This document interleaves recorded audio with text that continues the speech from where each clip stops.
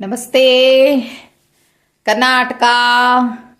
ನನ್ನ ಯೂಟ್ಯೂಬ್ ಕುಟುಂಬದ ಸದಸ್ಯರೆಲ್ಲರಿಗೂ ನನ್ನ ವಂದನೆಗಳು. ಮಂಚಾಲಂನ ಆಶೀರ್ವಾದವನ್ನು ಪಡೆಯುತ್ತಾ, ಆರಾಧ್ಯರನ್ನ ಸ್ಮರಣೆ ಮಾಡ್ತಾ, ತಾಯಿ ಮಾರಿಕಾಂಬೆಯನ್ನು ಸ್ಮರಿಸುತ್ತಾ ಇವತ್ತು ನಾನು ನಿಮ್ಮ ಮುಂದೆ ಬಂದಿದ್ದೇನೆ. ನನ್ನ ಕಾರ್ಯಕ್ರಮಕ್ಕೆ ತಮಗೆಲ್ಲರಿಗೂ ಸ್ವಾಗತವನ್ನು ಬಯಸುತ್ತಾ, ನಮ್ಮ ಆರಾಧ್ಯರು ನಿಮ್ಮೆಲ್ಲರನ್ನ ಕಾಪಾಡಲಿ, ಅವರ ಕರುಣ ಕೃಪಾ ಕಟಾಕ್ಷ ಸದಾ ನಮ್ಮ ಮೇಲೆ ಇರಲಿ ಅಂತ ಹೇಳ್ತಾ ಇವತ್ತಿನ ಕಾರ್ಯಕ್ರಮವನ್ನು ಶುರು ಮಾಡ್ತಾ ಇದ್ದೀನಿ. ಇವತ್ತಿನ ಕಾರ್ಯಕ್ರಮದಲ್ಲಿ ಹಿಂದೆನೇ ನಾನು ಹೇಳಿದ್ದೆ ನನಗೆ ಹುಷಾರಿಲ್ಲದಿರೋ ಬಗ್ಗೆ. ಆ ಒಂದು ವೇಳೆಯಲ್ಲಿ ರಾಯರು ಮಾಡಿದಂತಹ ಪವಾಡ, ಬಹುಶಃ ನಾನು ಅಂದುಕೊಂಡೇ ಇರಲಿಲ್ಲ ಈ ರೀತಿ ಪವಾಡಗಳಾಗತ್ತೆ ಅಂತ. ಜೊತೆಗೆ ಇನ್ನೊಂದು ವಿಷಯ ಏನು ಅಂದರೆ, ಹೆಚ್ಚಾಗಿ ರಾಯರು ಕನಸಲ್ಲಿ ಸೂಚನೆ ಕೊಡ್ತಾರೆ. ಕೆಲವರಿಗೆ ಮನುಷ್ಯರ ರೂಪದಲ್ಲಿ ಸೂಚನೆಯನ್ನು ಕೊಡ್ತಾರೆ. ಯಾರೋ ಹೇಳ್ತಾರೆ ಹೀಗಾಗತ್ತೆ, ಜಾಗ್ರತೆ ಆಗಿರಿ ಅಂತಾರೆ, ಅಥವಾ ಈ ರೀತಿ ಸೂಚನೆ ಆಗಿದೆ ನನಗೆ ಅಂತಾರೆ. ಈಗೆಲ್ಲ ಆಗತ್ತೆ. ನನಗೆ ಹುಷಾರಿಲ್ಲದೆ ಇರೋದು ನನ್ನ ಗ್ರೂಪ್ನವ್ರಿಗೆ ಒಬ್ಬರಿಗೆ ಅಲ್ಲ, ತುಂಬ ಗ್ರೂಪ್ನವ್ರಿಗೆ ಗೊತ್ತು ನನಗೆ ಹುಷಾರಿಲ್ಲ ಅಂತ. ಯಾಕಂದರೆ ಆಗಾಗ ಅವ್ರು ಕಾಂಟ್ಯಾಕ್ಟಲ್ಲಿ ಇರ್ತಾರೆ. ನಾನು ಕಾಲೆಲ್ಲ ರಿಸೀವ್ ಮಾಡದೇ ಇದ್ದದ್ದೆಲ್ಲ ನೋಡಿ ಆಮೇಲೆ ಗೊತ್ತಾಗಿದೆ ಅವರಿಗೆ ಹುಷಾರಿಲ್ಲ ಇವರಿಗೆ ಅಂತ ಹೇಳಿ. ವಿಡಿಯೋ ಎಲ್ಲ ನೋಡಿದ ಮೇಲೆ ಗೊತ್ತಾಗಿದೆ. ಹಾಗೆ ನಾನು ಹೇಳಿದ್ದೆ ನಿಮಗೆ, ನಾನು ಆರಾಧನೆಗೆ 3-4 ದಿವಸ ಮುಂಚಿತವಾಗಿಯೂ ನನಗೆ ಹುಷಾರಿಲ್ಲ. ಮಧ್ಯ ಆರಾಧನೆ ದಿನ ಅಂತೂ ಎಲ್ಲೂ ಎದ್ದು ಹೋಗೋ ಸಾಧ್ಯ ಇಲ್ಲ. ಆದರೂ ಪ್ರಸಾದ ಊಟ ಮಾಡ್ಕೊಬರ್ಬೇಕು ಅನ್ನೋ ಆಸೆ. ಸೂತ್ಗ ಒಳಗಡೆ ಹೋಗುವಾಗಿಲ್ಲ. ಹಾಗೆ ಒಬ್ಬರು ರಾಯರ ಭಕ್ತರನ್ನು ವಿಚಾರಿಸ್ತೀನಿ ನಾನು, ಹೇಗೆ ಹೋಗಿ ಪ್ರಸಾದ ಊಟವನ್ನು ಮಾಡ್ಕೊಬರ್ಬೋದಾ ಅಂತ. ಆಗ ಅವ್ರು ಹೇಳ್ತಾರೆ, ಇಲ್ಲ, ಪ್ರಸಾದಕ್ಕೆ ಸೂತ್ಕ ಇಲ್ಲ, ತಗೋಬಹುದು ಯಾರಾದರೂ. ಆದರೆ ರಾಯರ ಮಠದ ಆವರಣದ ಒಳಗೆ ಅನ್ನಛತ್ರ ಇದ್ದರೆ ದಯವಿಟ್ಟು ಹೋಗೋದು ಬೇಡ. ನೀವು ಯಾರಾದರೂ ತಂದು ಕೊಟ್ಟರೆ ಊಟನ ಮಾಡ್ಬೋದು ಅಂತಾನು ಅಂದರು. ಆಯಿತು, ಗೊತ್ತಾಯ್ತು, ಇದು ಹೋಗೋಕ್ಕಂತೂ ಗ್ಯಾರಂಟಿ ಆಗಲ್ಲ. ಮತ್ತು ಯಾರೋ ಹತ್ರ ತಂದುಕೊಡಿ ಅಂತ ಹೇಳೋದು ಸರಿನೂ ಆಗಲ್ಲ, ಅದು ಅಲ್ವಾ. ಈಗೆಲ್ಲ ಬಫೆ ಸಿಸ್ಟಮ್ ಮಾಡಿ ಕೊಡ್ತಾರೆ, ಅವೆಲ್ಲ ಸರಿ ಆಗಲ್ಲ ಅಂತ ಅಲ್ಲಿಗೆ ಸುಮ್ಮನಾದೆ. ಆದರೆ ಸಾಧಾರಣ 1 ಗಂಟೆ ಟೈಮಿಗೆ ನನಗೆ ಒಬ್ರದ್ದು ಮೆಸೇಜ್ ಬಂದಿರುತ್ತೆ, ಕಾಲ್ ಬರುತ್ತೆ, 4-5 ಕಾಲ್ ಬರುತ್ತೆ. ನನಗೆ ಎಷ್ಟರ ಮಟ್ಟಿಗೆ ನಾನು ಆಗಿದ್ದೀನಿ ಅಂದರೆ, ಕಾಲ್ ರಿಸೀವ್ ಮಾಡೋಕೆ ಬೇಡ, ಏನು ವಾಟ್ಸಪ್ಪಲ್ಲಿ ಮೆಸೇಜ್ ಹಾಕಿದ್ದಾರೆ ಅಂತ ನೋಡೋಕೆ ಬೇಡ. ಹಾಗಾಗಿ ಏನು ಮಾಡಿದೆ, ಅವ್ರ ಕಾಲನ್ನು ನಾನು ರಿಸೀವೇ ಮಾಡಿಲ್ಲ. ಆಮೇಲೆ ರಿಸೀವ್ ಮಾಡಿದ್ದು ನೋಡಿ ಅವ್ರು ಏನು ಮಾಡಿದ್ದಾರೆ, ಮೆಸೇಜ್ ಹಾಕಿದ್ದಾರೆ. ನಾನು ಮೊಬೈಲ್ ಕಡೆ ಗಮನ ಕೊಡದೇ ಇರೋ ಕಾರಣ ನನಗೆ ಗೊತ್ತೇ ಆಗಿಲ್ಲ. ನಾನು ನೋಡಿರೋದು ಸಾಧಾರಣ ರಾತ್ರಿ 7:30. 7:30 ನೋಡಿದ ಮೇಲೆ ಅದು ಸ್ವಲ್ಪ ಆನ್ ಮಾಡಿದ್ದೀನಿ. ಕಾಲ್ ಮಾಡಿದ್ರು, ಜೊತೆ ಮೆಸೇಜ್ ಹಾಕಿದ್ದಾರೆ. ನನ್ನ ಆಲೋಚನೆ ಏನು, ಹೀಗೆ ಹುಷಾರಿಲ್ಲ ಅಲ್ವಾ, ಅದನ್ನೇ ವಿಚಾರಿಸೋಕೆ ಏನೋ ಹಾಕಿದ್ದಾರೆ ಅಂತೇಳಿ ನನ್ನ ಯೋಚನೆ. ಆದರೆ ರಾಯರು ಒಂದು ಪವಾಡವನ್ನು ಮಾಡಿದರು. ಬಹುಶಃ ನಾನು ಗುರುವಾರ ದಿನ ಆಸ್ಪತ್ರೆಗೆ ಹೋಗಿಲ್ಲ ಅಂದರೆ ತುಂಬ ಕಷ್ಟ ಆಗಿರೋದು ನನಗೆ. ಹಾಗೆ ಅವರು ಒಂದು ಮೆಸೇಜನ್ನು ಹಾಕ್ತಾರೆ, ನಿಮಗೆ ಸ್ವಲ್ಪ ಗಂಡಾಂತರ ಇದೆ, ದಯವಿಟ್ಟು ರಾಯರ ಮಠಕ್ಕೆ ನಾವು ಹೇಳಿದ ರೀತಿಯಲ್ಲಿ ಮಾಡಿ ಇದನ್ನು ಅಂತ ಅಂದರು. ಆವಾಗ ನೋಡ್ತೀನಿ ಸಾಧಾರಣ 7:30. ಜ್ವರ ಒಂದು ಕಡೆಯಲ್ಲಿ ಕುದೀತಾ ಇದೆ, ಎದ್ದು ಓಡಾಡೋಕ್ಕಂತೂ ಆಗಲ್ಲ, ರಾಯರ ಮಠದ ಒಳಗೆ ಹೋಗೋ ಆಗಿಲ್ಲ, ಯಾಕಂದರೆ ಸೂತ್ಕಾತು. ಆಗೇನು ಮಾಡಿದ್ದೀನಿ, ನಾನೊಂದು ಮೆಸೇಜನ್ನು ಹಾಕ್ತೀನಿ, ಇಲ್ಲ ಇವತ್ತು ಮಾಡೋಕ್ಕಾಗಲ್ಲ, ಸಂಜೆ ಆಗೋಗಿದೆ, ನಾನು ನಿಮ್ಮ ಮೆಸೇಜ್ ನೋಡೋದು ಲೇಟ್ ಆಗೋಗಿದೆ, ಹಾಗಾಗಿ ನಾನು ಏನು ಮಾಡ್ತೀನಿ ಅಂದರೆ ನಾಳೆ ಕೊನೆಯ ಆರಾಧನೆ ಅಲ್ವಾ, ನಾಳೆ ಹೋಗಿ ಮಾಡಿಸ್ಕೊಂಡು ಬರ್ತೀನಿ ಅಂತ ಮೆಸೇಜನ್ನು ಹಾಕ್ತೀನಿ. ಆಗ ಮತ್ತೆ ರಿಪೀಟ್ ಮೆಸೇಜ್ ಬರುತ್ತೆ ನನಗೆ, ಇದು ನಾಳೆ ಮಾಡುವಂಥದ್ದಲ್ಲ, ಯಾಕಂದರೆ ನಿಮಗೆ ಗಂಡಾಂತರ ಇದೆ, ನಮ್ಮ ಆರೋಗ್ಯದಲ್ಲಿ ಗಂಡಾಂತರ ಇದೆ, ಇವತ್ತೇ ಈ ಕೆಲಸ ಮಾಡಬೇಕು. ನೀವು 8:30-9 ಗಂಟೆ ಒಳಗೆ ರಾಯರ ಮಠದಲ್ಲಿ ಇವತ್ತು ಟೈಮ್ ಇರುತ್ತೆ, ನೀವಂತೂ ಹೋಗೋ ಹಾಗಿಲ್ಲ ಗೊತ್ತು ನಮಗೆ, ಆದರೆ ಯಾರನ್ನಾದರೂ ಕರ್ಕೊಂಡು ಹೋಗಾದರೂ ಮಾಡಿಸ್ಕೊಂಡು ಬನ್ನಿ ಅಂದರು. ಆಗ ಭಯ ಆಯಿತು, ಯಾಕಂದರೆ ದೇಹದಲ್ಲಿ ಆಗ್ತಾ ಇರುವಂತಹ ಬದಲಾವಣೆಗಳು ಇವೆಲ್ಲ ನನಗೆ ಗೊತ್ತಾಗ್ತಾ ಇದೆ ಅಲ್ವಾ. ಹಾಗಾದರೆ ಸೂಚನೆ ಕೊಟ್ಟಿದ್ದಾರೆ ರಾಯರು ಅನ್ನೋದಂತೂ ಸ್ಪಷ್ಟ ಆಯಿತು. ಆಗೇನು ಮಾಡ್ತೀನಿ, ರಿಕ್ಷಾ ಮಾಡಿಕೊಂಡು ಆ ಜ್ವರದಲ್ಲೂ ಹೋಗ್ತೀವಿ ನಾವು.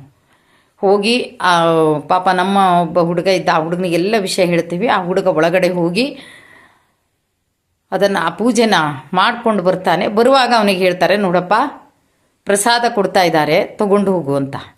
ಆಗ ಅವನ ಅರ್ಚಕ್ರ ಹತ್ರ ಹೇಳ್ತಾನೆ, ಇಲ್ಲ ಅಲ್ಲಿ ರಿಕ್ಷಾದಲ್ಲಿದ್ದಾರೆ, ಅವ್ರಿಗೆ ಸೂತ್ಕ, ಅವ್ರೊಳಗಡೆ ಬರುವ ಹಾಗಿಲ್ಲ ಅಂದಾಗ ಅವರು ಹೇಳ್ತಾರೆ, ಅದಕ್ಕೆ ಪ್ರಸಾದಕ್ಕೆ ಸೂತ್ಕ ಇಲ್ಲಪ್ಪ, ಅವ್ರ ಒಳಗಡೆ ಬರದೇ ಇದ್ರೆ ಆಯ್ತು ಅಷ್ಟೇ, ತೊಗೊಂಡೋಗಿ ಕೊಡು ನೀನು ಅಂತ. ಅಂತೂ ಪ್ರಸಾದ ತಿನ್ನಬೇಕು ಅನ್ನುವ ಏನು ಆಸೆ ಇದೆ ಅದನ್ನಂತೂ ಕೊನೆಗೂ ರಾಯರು ಈಡೇರಿಸಿದ್ರು.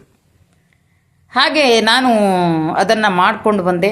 ಗುರುವಾರ ದಿವಸ ನೋಡಿ ಎಂಥ ಆಶ್ಚರ್ಯ ಅಂದರೆ, ನಮ್ಮ ಸಾಧಾರಣ ಒಂದು 4-5 ಮೈಲಿಗಿಂತ ಆಚೆ ಒಂದು ಡಾಕ್ಟ್ರ್ ಇದ್ದಾರೆ. ತುಂಬ ಒಳ್ಳೆ ಕೈಗುಣ ಅವರದ್ದು. ಹೇಗೆ ಅವರಂದ್ರೆ ಅವ್ರು ಚೆಕಪ್ ಎಲ್ಲ ಮಾಡಿ ನೋಡ್ತಾ ಇರಲ್ಲ. ಏನೋ ಜ್ವರ ಅಂದ ತಕ್ಷಣ ಚೆಕಪ್ ಮಾಡ್ತಾರೆ, ಸೊಂಟ ನೋವು ಅಂದ ತಕ್ಷಣ ಚೆಕಪ್ ಮಾಡ್ತಾರೆ ಅಷ್ಟೇ. ಅಂದರೆ ನಮ್ಮ ಮುಂಚಿಂದಲೂ ಪರಿಚಯದ ಡಾಕ್ಟ್ರು. ಈ ಜ್ವರಗಿರ ಕಡಿಮೆ ಆಗದಿದ್ರೆ ಹೋಗ್ತೀವಿ ಡಾಕ್ಟ್ರ್, ಒಂದು ಜ್ವರಕ್ಕೆ ಒಂದು ಇಂಜೆಕ್ಷನ್ ಹಾಕಿ ಅಂತೇವೆ. ಒಂದು ಇಂಜೆಕ್ಷನ್ ಹಾಕ್ತಾರೆ. ಆಮೇಲೆ ಇಲ್ಲ ತುಂಬ ಬೆನ್ನು ನೋವಿದೆ, ಕೈಕಾಲು ನೋವಿದೆ, ಅದಕ್ಕೊಂದು ಇಂಜೆಕ್ಷನ್ ಹಾಕ್ತಾರೆ. ಹಾಗೆ ಮಾಡ್ತಾರೆ ಆ ಡಾಕ್ಟ್ರು. ಆದರೆ ನನ್ನ ಇದು ಎಷ್ಟು ಒಳ್ಳೇದಿದೆ ಅಂದರೆ, ನನ್ನ ಗಂಡಾಂತರವನ್ನು ರಾಯರು ಹೇಗೆ ಕಳೆದ್ರು ಅಂದರೆ, ಅವರು ಯಾವಾಗಲೂ ಊರಿಗೆ ಹೋಗೋದು ಭಾನುವಾರ, ಶನಿವಾರ ಸಂಜೆ ಹೊರಡ್ತಾರೆ, ಭಾನುವಾರ ಸಂಜೆ ಮತ್ತೆ ಸಿರ್ಸಿಗೆ ಬಂದು ಮುಟ್ತಾರೆ. ಯಾಕಂದರೆ ಸಿರ್ಸಿಯಲ್ಲಿ ಮನೆ ಇದೆ ಅವ್ರದ್ದು. ಅವ್ರ ಊರು ಕಲಬುರ್ಗಿ. ಹಾಗಾಗಿ ಏನಾಯಿತು, ನನಗೆ ಆ ಡಾಕ್ಟ್ರ್ ಫೋನ್ ನಂಬರ್ ತೊಗೋತೀನಿ. ಮತ್ತು ನಾನು ಅಷ್ಟೇ ಆದ್ರೂ ಆಸ್ಪತ್ರೆಗೆ ಹೋಗೋ ಯಾವ ಯೋಚನೆನೂ ಇಲ್ಲ ನನಗೆ. ನಾನು ಏನು ಹೇಳ್ತೀನಿ, ಇಲ್ಲ ನನಗೆ ಬೆನ್ನು ನೋವು ಸೊಂಟ ನೋವು ಏನಿದೆ ಅದಕ್ಕೊಂದು ಇಂಜೆಕ್ಷನ್ನ ಇವ್ರು ಕೊಟ್ಟುಬಿಟ್ರೆ ನಾನು ಆರಾಮಾಗ್ತೀನಿ ಅಂತ ಯಾರ್ಯಾರ್ದೋ ಮೂಲಕ ಫೋನ್ ನಂಬರ್ ತೊಗೋತೀನಿ. ಆವಾಗ ಫೋನ್ ಮಾಡಿದಾಗ ಅಲ್ಲ ಆಶ್ಚರ್ಯಕ್ಕಾದದ್ದೇನೆಂದರೆ, ಅವ್ರು ಆವತ್ತು ಊರಲ್ಲಿ ಇಲ್ಲ. ಯಾವಾಗಲೂ ಭಾನುವಾರ ಹೋಗೋದವ್ರು ನಮಗೆ ಮೊದಲೇ ಹೇಳಿರ್ತಾರೆ, ನಾನು ಯಾವಾಗಲೂ ಭಾನುವಾರ ಒಂದು ದಿವಸ ಇರಲ್ಲಮ್ಮ, ಬಾಕಿ ಎಲ್ಲ ದಿವಸ ಇರ್ತೇನೆ. ರಾತ್ರಿ ಹೊತ್ತು ಅಥವಾ ಬೆಳಿಗ್ಗೆ ಜಾವದಲ್ಲಿ ಏನಾದರೂ ಸಹಿತ ನನಗೆ ಫೋನ್ ಮಾಡಿದ್ರೆ ಮನೇಲಿ ನಾನು ಇದು ಕೊಡ್ತೇನೆ ಅಂತ ಹೇಳ್ತಾರೆ ಯಾವತ್ತು. ನನಗೆ ಆಶ್ಚರ್ಯ ಆಗೋಯ್ತು, ಇವರೇನು ಇವತ್ತು ಗುರುವಾರ ಆಗಿ ಹೋಗ್ಬಿಟ್ಟಿದಾರಲ್ಲ. ಇಲ್ಲಮ್ಮ ಏನೋ ಒಂದು ಅರ್ಜೆಂಟ್ ಕೆಲಸ ಇತ್ತು, ಅದ್ರ ಮೇಲೆ ಬಂದೆ. ನಾನಿನ್ನು ಬರೋದಿದ್ರೆ ನಾಳೆ ಸಂಜೆ, ಇವತ್ತು ಸಂಜೆ ಬರ್ತೀನಿ ನಾನು ಅಂತ. ಅಯ್ಯೋ ಇಲ್ಲ ಡಾಕ್ಟ್ರೆ, ನಂಗೆ ತುಂಬ ಹುಷಾರಿಲ್ಲ, ನಿಮ್ಮ ಹತ್ರ ಒಂದು ಇಂಜೆಕ್ಷನ್ ತೊಗೊಳ್ಳೋಣ ಅಂತ ಹೇಳಿ ಮಾಡಿದ್ದೆ ಅಂತ. ಒಮ್ಮೆ ಅವ್ರ ಹತ್ರ ಎಲ್ಲಾದರೂ ನಾನು ಇಂಜೆಕ್ಷನ್ ತೊಗೊಂಡಿದ್ದರೆ, ಅಂದರೆ ಅವರು ಒಳ್ಳೆ ಡಾಕ್ಟ್ರು, ಜೊತೆಗೆ ಬಿ ಪಿ ಟೆಸ್ಟ್ ಮಾಡಿ ನೋಡಲ್ಲ, ನಾವು ಯಾಕೆ ಹೋದ್ ಏನು ಹೇಳ್ತೇವೆ ಅದಕ್ಕೆ ಇಂಜೆಕ್ಷನ್ ಕೊಡ್ತಾರೆ ಅವರು. ಅವ್ರು ಇಂಜೆಕ್ಷನ್ ಎಲ್ಲಾದರೂ ನನಗೆ ಕೊಟ್ಟಿದ್ದರೆ, ಬಿ ಪಿ ಡೌನ್ ಆಗಿದ್ದು ಒಂದು ಕಡೆಯಲ್ಲಾದರೆ ಇಂಜೆಕ್ಷನಿನ ಪವರ್ ಇನ್ನೊಂದು ಕಡೆಯಲ್ಲಾಗುತ್ತೆ, ಮತ್ತಿಷ್ಟು ಬಿ ಪಿ ಡೌನ್ ಆಗ್ತಿತ್ತು ನನಗೆ. ಅಷ್ಟರ ಮೇಲೇ ನಾನು ಆಸ್ಪತ್ರೆಗೆ ಹೋಗಿರೋದು, ಅಷ್ಟರ ವಿನ ಹೋಗಿಲ್ಲ. ಆಗ ನನಗೆ ಅಲ್ಲಿ ಡಾಕ್ಟ್ರು ಬೈದ ಮೇಲೇ ಗೊತ್ತು, ಏನಮ್ಮ ಬಿ ಪಿ ಇಷ್ಟು ಕಡಿಮೆ ಆಗಿದೆ, ಏನಾಗಿದೆ ನಿಂಗೆ ಅಂದಾಗ ನಾನು ಯೋಚನೆ ಮಾಡಿರೋದು. ಒಮ್ಮೆ ಆ ಡಾಕ್ಟ್ರ್ ಇಲ್ಲಾದರೂ ನನಗೆ ಸಿಕ್ಕಿದ್ರೆ ಇವತ್ತು ನಾನು ಆಸ್ಪತ್ರೆಗೆ ಬರೋಷ್ಟೊತ್ತಿಗೆ ಏನಾಗ್ತಿದ್ನೇನೋ ಗೊತ್ತಿಲ್ಲ. ಆದರೆ ರಾಯರ ಕೃಪಾ ಕಟಾಕ್ಷ ಏನು ಮಾಡ್ತು ಅಂದರೆ, ನನ್ನ ಒಂದು ಕಷ್ಟನ ಯಾರದೋ ಮೂಲಕ ತಿಳಿಸಿ ಹೀಗೆ ಆಗ್ತಾ ಇದೆ, ಅವ್ರಿಗೆ ಹಿಂಗೆ ಮಾಡ್ಲಿಕ್ಕೆ ಹೇಳುವಂಥ ಸೂಚನೆಯನ್ನು ಕೊಟ್ಟು ಆ ಕೆಲಸನ ಮಾಡಿಸಿದ್ರು. ಎಷ್ಟು ಧನ್ಯವಾದ ಹೇಳಿದರೂ ರಾಯರಿಗೆ ಕಡಿಮೆನೇ ನಾನು ಎಲ್ಲ ವಿಷಯದಲ್ಲೂ. ಯಾಕಂದರೆ ಸಂಬಂಧಿಕರಂದ ಕೂಡ ನಾವೇನು ಮಾಡ್ತೀವಿ, ಸಣ್ಣ ಪುಟ್ಟ ಒಂದು ಒಳಜಗಳ ಮನಸ್ತಾಪಗಳು ಇರುತ್ತೆ. ಆದರೆ ನಮಗೆ ತೊಂದರೆಗಳಾದಾಗ, ಆರೋಗ್ಯದಲ್ಲಿ ಹೆಚ್ಚು ಕಡಿಮೆ ಆದಾಗ ನಮ್ಮ ಜೊತೆ ಇರೋರೇ ನಮ್ಮ ಸಂಬಂಧಿಕರು. ಆಮೇಲೆ ಫ್ರೆಂಡ್ಸು, ದೂರ ತವ್ರ ಮನೆಯವರೆಲ್ಲ ಬರೋದು ಆಮೇಲೆ ಅಲ್ವಾ. ಎಲ್ಲ ರೀತಿಯಲ್ಲೂ ರಾಯರು ನನಗೆ ಒಂದು ಸಹಾಯವನ್ನು, ಒಂದು ಕರುಣೆಯನ್ನು ತೋರಿದ್ರು. ಆ ಕರುಣಾಮಯಿ ನೋಡಿ, ನಾನಿರೋದೆಲ್ಲೋ ಅವರಿರೋದೆಲ್ಲೋ, ಅವ್ರಿಗೆ ಸೂಚನೆ ಆಗುತ್ತೆ, ಮಧ್ಯ ಆರಾಧನೆ ದಿನಾನೇ ನೀವು ಮಾಡ್ಕೊಬರ್ಬೇಕು, ಇಲ್ಲ ಅಂದ್ರೆ ನಾಳೆ ಅಂದ್ರೆ ನಿಮ್ಮ ಜೀವನಕ್ಕೆ ಕಂಟಕ ಇದೆ, ಏನೂ ದೊಡ್ಡದಾಗೋದು ಸಣ್ಣದಾಗಿ ಹೋಗುತ್ತೆ, ದಯವಿಟ್ಟು ಇವತ್ತೇ ಮಾಡಿಸ್ಕೊಂಡು ಬನ್ನಿ, ರಾಯರ ಸೂಚನೆ ಆಗಿದೆ ನನಗೆ ಅಂತ ಹೇಳ್ತಾರೆ. ಎಂಥ ಆಶ್ಚರ್ಯ ಇದೆಲ್ಲ. ಅಂದುಕೊಂಡೇ ಇರಲಿಲ್ಲ ನಾ ಊರಿಂದ ನನಗೊಂದು ಮೆಸೇಜ್ ಬರುತ್ತೆ, ನನಗೆ ಹೇಳ್ತಾರೆ ಅನ್ನುವ ಯಾವ ಒಂದು ಇದು ಇಲ್ಲ. ಆದರೆ ಕರುಣಾಮಯಿ, ಅದಕ್ಕೆ ಹೇಳೋದು ರಾಯರಿಗೆ ಕರುಣಾಮಯಿ ರಾಯರು, ದಯಾಸಾಗರರು ರಾಯರು ಅಂತ ಹೇಳೋದು. ನಮ್ಮನೇಲಿ ನನಗೆ ಹೇಳ್ತಾರೆ, ನೀನೊಂದು 25 ರಂಗೋಲಿ ಹಾಕ್ತೀಯಾ, ಅದು ಎಲ್ಲಿ ಸರಿಯಾಗುತ್ತೋ ಇಲ್ವೋ ಯಾರಿಗೆ ಗೊತ್ತು, ರಾಯರ ಬೃಂದಾವನವನ್ನು ಬಿಡಿಸ್ತೀನಿ ನಾನು. ಅದಕ್ಕೆ ನಾನು ಹೇಳಿದೆ, ರಾಯರ ಬೃಂದಾವನವನ್ನು ಬಿಡಿಸುವಾಗಲೂ ಸಹಿತ ರಾಯರ ಹತ್ರ ಪ್ರಾರ್ಥನೆ ಮಾಡ್ಕೋತೀವಿ ನಾವು. ಏನಂದರೆ, ರಾಯರೇ ಏನಾದರೂ ಹೆಚ್ಚು ಕಡಿಮೆ ಆದರೆ ನಿಮ್ಮ ಮಡ್ಲಿಗೆ ಹಾಕ್ಕೊಳ್ಳಿಯಪ್ಪ ಅಂತ. ರಾಯರು ಕರುಣಾಮಯಿರಿ, ರಾಯರು ಕಷ್ಟ ಕೊಡಲ್ಲ. ರಾಯರು ಏನು ಮಾಡ್ತಾರೆ, ಕೆಲವೊಂದನ್ನು ತಪ್ಪಿಸ್ತಾರೆ ನಮಗೆ. ಈಗ ಗೊತ್ತಾಯ್ತಲ್ವಾ, ನಿನ್ನೆ ನೋಡಿ ಅವರಿಂದ ನನಗೆ ಬಂದಂತಹ ಮೆಸೇಜು ಎಲ್ಲ ಹೇಗಿದೆ ಅಂತ. ಅದಕ್ಕೆ ಹೇಳೋದು ರಾಯರು ಕರುಣಾಮಯಿ. ಖಂಡಿತವಾಗ್ಲೂ ನಂಬಿ ನಡೆದ್ರೆ ಆ ರಾಯರು ಕಾಪಾಡ್ತಾರೆ. ನಮ್ಮ ನಂಬಿಕೆ, ನಮ್ಗೆ ಅತಿಯಾದ ನಂಬಿಕೆ ಬೇಕು. ಆ ನಂಬಿಕೆಯಲ್ಲಿ ಅಪನಂಬಿಕೆಯನ್ನು ಮಾಡ್ಕೊಳ್ಳದೆ ಇದ್ದರೆ ಬಹುಶಃ ನಮ್ಮನ್ನು ಕಾಪಾಡ್ತಾರೆ ಅನ್ನೋದಕ್ಕೆ ನಾನೇ ಕಾರಣ. ಆ ಒಂದು ಸಂದರ್ಭ ನನ್ನನ್ನು ಕಾಪಾಡಿತ್ತು. ಇವತ್ತು ಹುಷಾರಾಗಿದ್ದೀನಿ, ನಿಮ್ಮ ಮುಂದೆ ವಿಡಿಯೋದೊಂದಿಗೆ ಬಂದಿದ್ದೀನಿ. ತುಂಬ ಥ್ಯಾಂಕ್ಸ್ ನಿಮಗೆಲ್ರಿಗೂ. ರಾಯರು ಒಳ್ಳೆಯದನ್ನು ಮಾಡಲಿ.